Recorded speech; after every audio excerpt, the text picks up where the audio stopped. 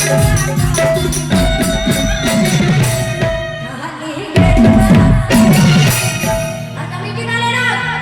लोग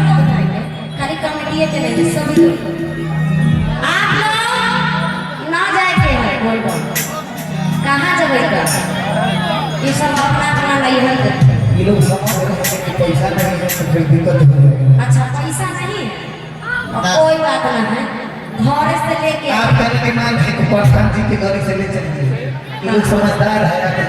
बताइए तो प्रधानवा फॉर्च्यूनर रखले हैं। हाँ बताइए तो तेल के पैसे कहाँ से आई? घर से लेके आएंगे क्या पॉकेट मार के। अच्छा यो काम करेंगे तो हाथ उठाइए सभी लोग मेरे हाथ उठाएंगे तनका सामान उठा लीजिए कष्ट कर लीजिए इसके बाद झांकी आएगी तो फिर आप लोग झांकी में रह जाइए। हाँ जी भले कल्हे से करिया लीजिएगा जो हाथ भर रहा तुझ अध्यक्ष महोदय भौजी के ज्यादा टेंशन है तनी हाथ उठाइए। हाँ तो बताइए तो।